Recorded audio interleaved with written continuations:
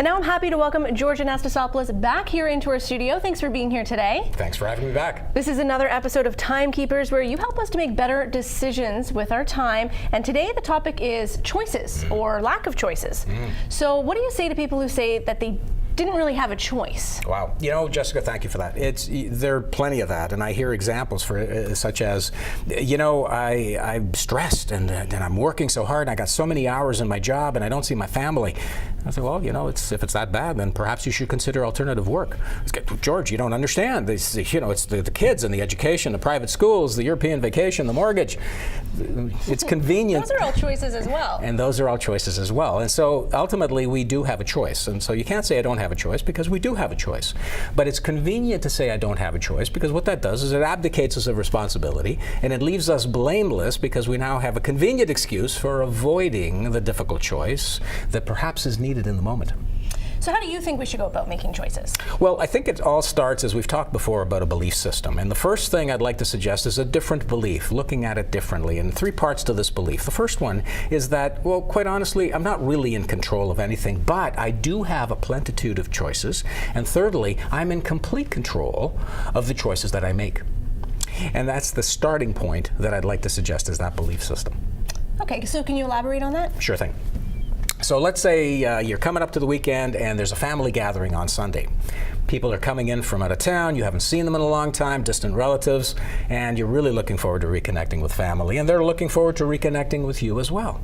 However, there's a major presentation on Monday that you're involved in, and quite honestly, maybe you're not feeling really ready for that work, for that presentation on Monday. Do I go to the family event on Sunday? Do I prepare for my presentation on Monday? Difficult decision. That's a big decision, yeah. Exactly. So these are the kinds of things we face. Two conflicting priorities that look like they're both really, really important. And I got to go to the family thing because it's really important to me, but I got to get my work prepared.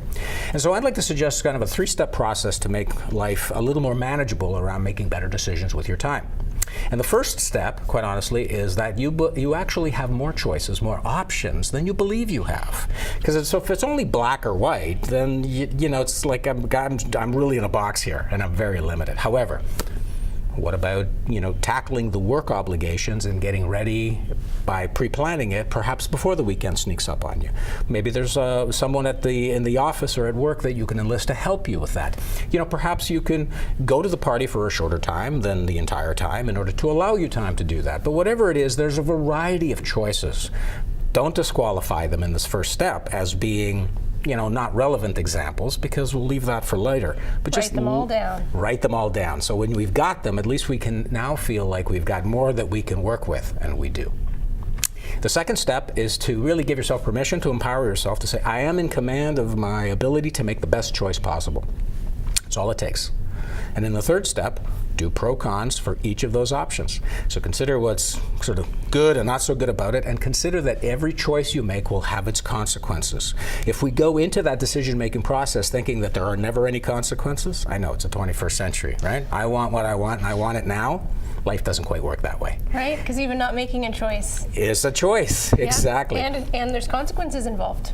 And there are consequences involved. And so that three-step process, recognize there are more choices than you think you have, make sure that you empower yourself to make a decision, consider the pro-cons and the consequences, you're ahead of the game.